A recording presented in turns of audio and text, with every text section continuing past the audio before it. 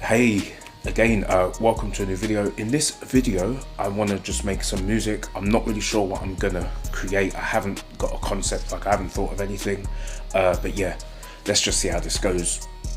If I don't like it, I might restart. I want to make something that I like, but it should come out alright.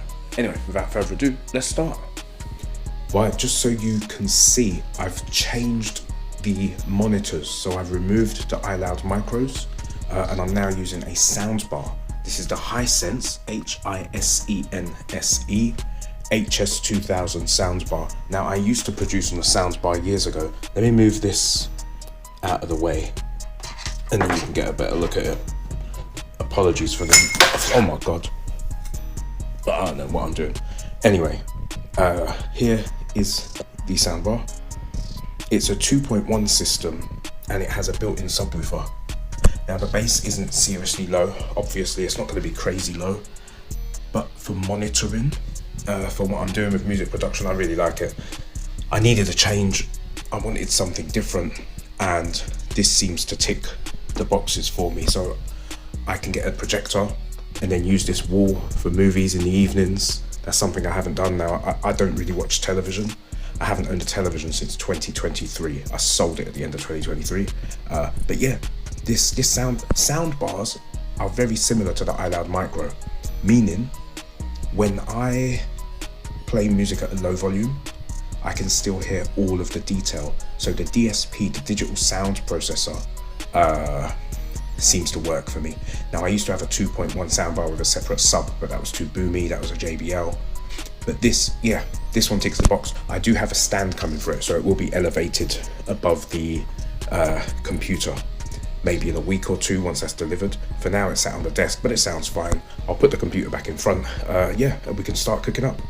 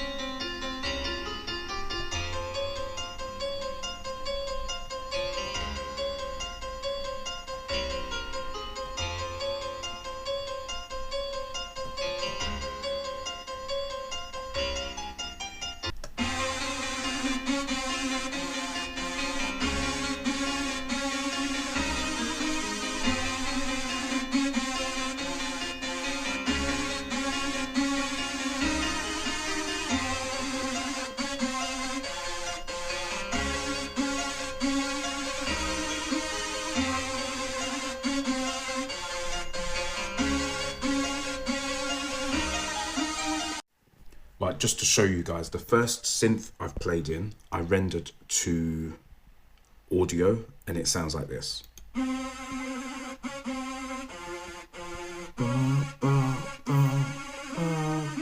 So that sound came into my head last night or the night before, and I sang it into my phone, into WhatsApp. So I've recorded that and that's now audio. The same MIDI track that I used, so the ba ba ba ba ba, all I've done is kept the MIDI of what I just rendered to audio, and all I've done is introduce additional notes to make it sound crazy. So during the drop or during a bit where the guy might be rapping, this is how it's going to sound. Well, it's not even, it's not working. I didn't hit the take the that's on solo, so that was only playing that on its own. Now I'm going to solo this one, and then you can hear what I was talking about. Sorry about that. Here we go.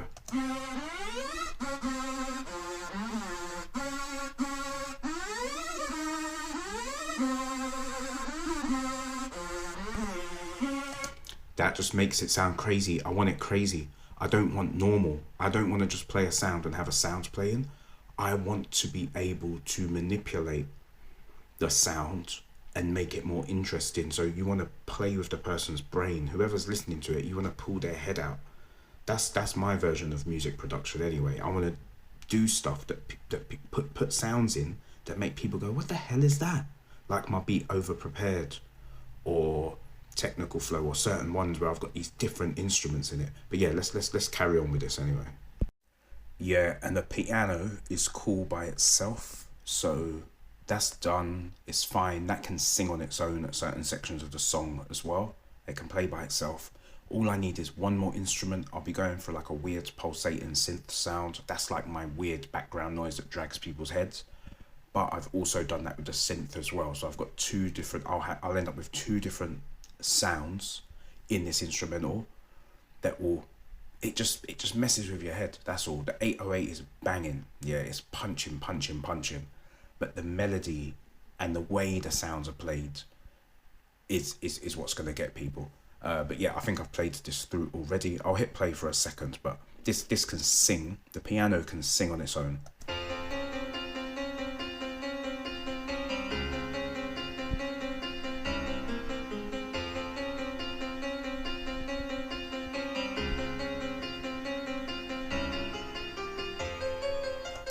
See, that's like a classic little baby style, 4BF style.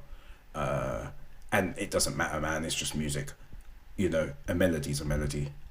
And as I said, the bass kind of overpowers trap instrumentals anyway.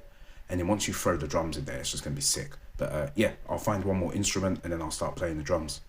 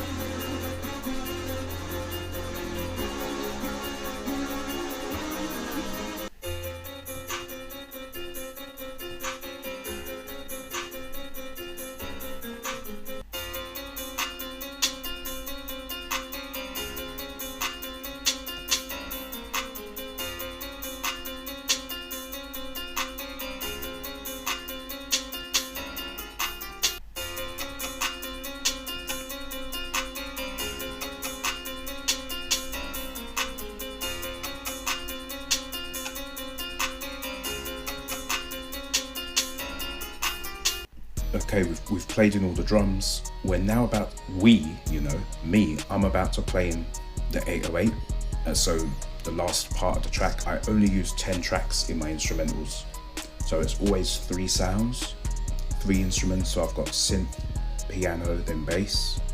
The synth is from Xenology, the piano is from Xenology, and the bass is from my one-shot pack, which is online, it's available. I'm not trying to sell it to you though. If you want it, buy it. If not, whatever, man.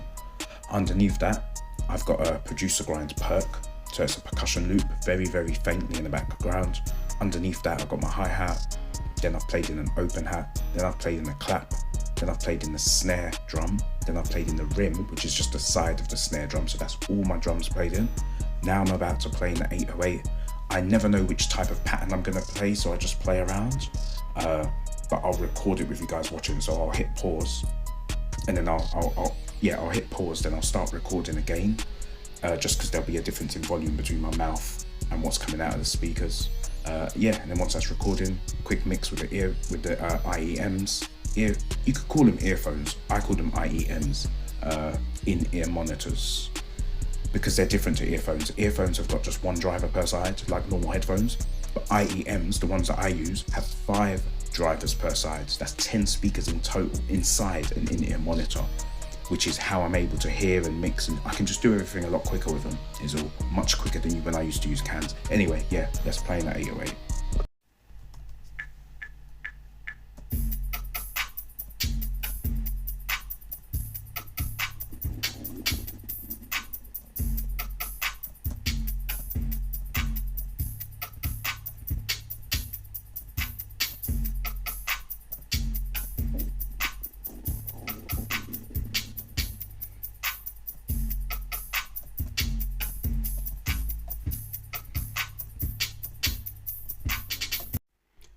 I'm gonna play this 808 that I've just played in. I'm gonna play it through real quick and see how it sounds. Then I have to see how it sounds with the instruments. How does it sound with the rest of the music? If it doesn't sound good, I'll make some adjustments. Then I'll do the mix quickly with the IEMs. And yeah, I'll play it through to you guys. I'll play through some of it at least at the end. But yeah, thank you for watching. And yeah, probably be a couple more minutes of this video and then that's the end. But yeah, thank you again for watching. I'll play through this 808 pattern now, just so you can hear it. And then if it needs some tweaks, I'll do it. But it should be all right.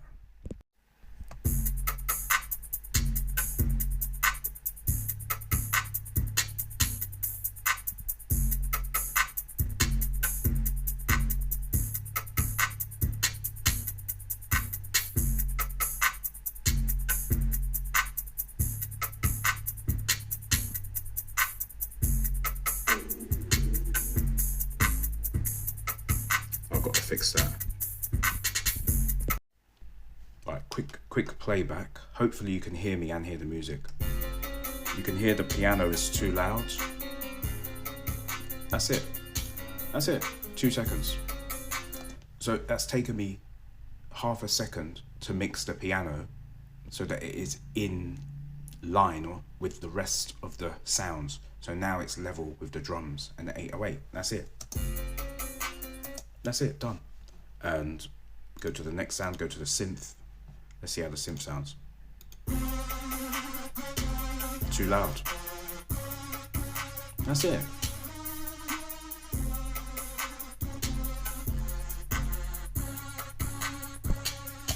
That is mixing, in my opinion. Mixing should be subtractive. Obviously, everyone can do what they want. I'm not telling you this is how to mix. This is just how I mix. And I like how I mix because it works. And I'm not even using cans and I'm not using IEMs. I'm using a soundbar that I bought 2 days, that turned up 2 days ago. Or yesterday, I can't remember. But yeah, whatever. That's it. That is it. It's simple. If it's not simple for you, maybe you need to work on your sound selection. Maybe you need to work on, I don't know, maybe how you're playing your instruments, how you record your instruments. So when I go from MIDI to audio, I'm sampling it loud. I want that thing recorded at real high quality. So all of my mixing is subtractive. My 808 is subtractive. That's somewhere between minus 2 and minus 3 dB. But yeah, I want to get on and get this finished. So I'll shut up. Okay, for no reason whatsoever, I want to see if this passes the vibe check. The vibe check is just if one of my friends was sat here, just bopping their head in the background, you know, like, are they feeling the music? So I usually come and sit on the sofa once I've put a loop together, just to get a general sound. I'm going to quickly pause this. I'll start it again, press play, and then just see if it passes the vibe check.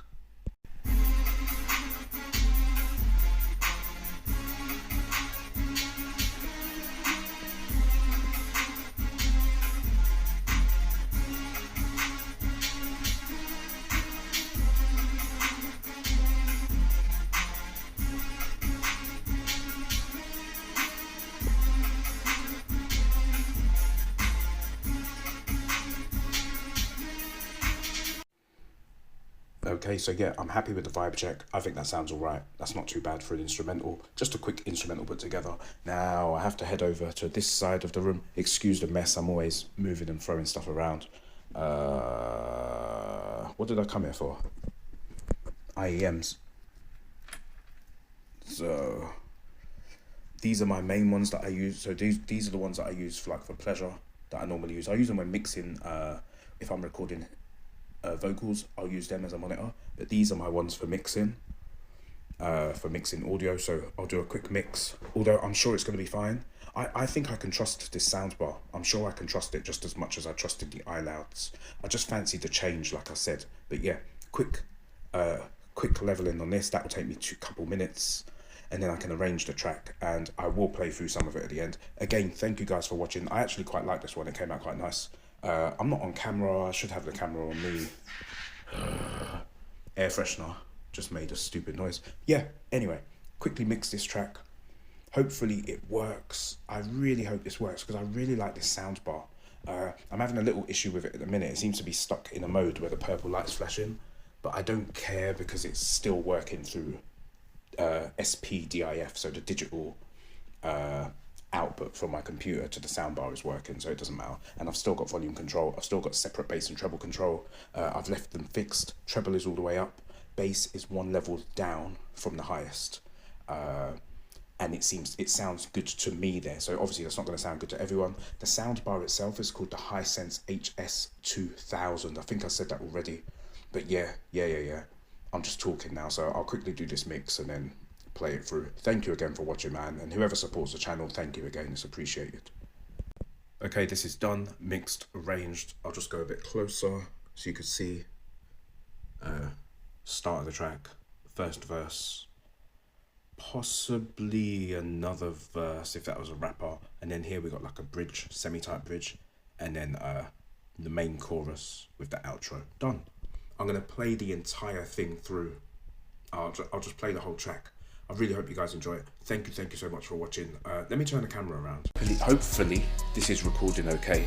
I just wanted to say, I'm creating this music using just a Surface Pro tablet. So when I make music, I really don't want to push people towards buying things, this whole gear acquisition thing. I mean, Bolo mentioned it years ago. He's a producer on YouTube. Gear acquisition syndrome. You don't need to buy an audio interface and spend money on that stuff. You see, I've been using the Cubilux USB DAC. Well, with the soundbar, I'm using the Cubilux 192 kilohertz DAC SPDIF. So it's digital from the computer. It remains digital. It goes into the soundbar digitally, and it doesn't become an audio signal until it hits the cables, the wires that go to those speakers, which is just how I do my mixing. So everything stays digital. I have a DAC here. Here's another DAC. I call this 192 kilohertz DAC. It actually goes up to 384 kilohertz. The reason I prefer higher sampling rate devices is because when it comes to what we can hear, which is, let's just say, between 0 hertz and 20,000 hertz, so 20 kilohertz, between that frequency range, if we sample it at double that speed, so if we record what we can hear at 44 kilohertz, that is what is acceptable as CD quality. That's the highest quality, the best quality that most people listen to music at. Anything less than CD quality is like compressed MP3, blah blah blah blah blah. But yeah, the reason I use high sample rates, high sample rate equipment, is because when it recreates sound at our level, it sounds better. To me, it sounds a lot better. The microphone that I'm speaking into, I'm not sure if you did see it, but the microphone that I'm speaking into has 192 kilohertz digital to audio converter, and I quite like the sound of that. It sounds quite similar to when I have the phone closer to my face. There was something else I wanted to say. It doesn't matter. Let's play this music through. Thank you again for watching. Catch you in the next one.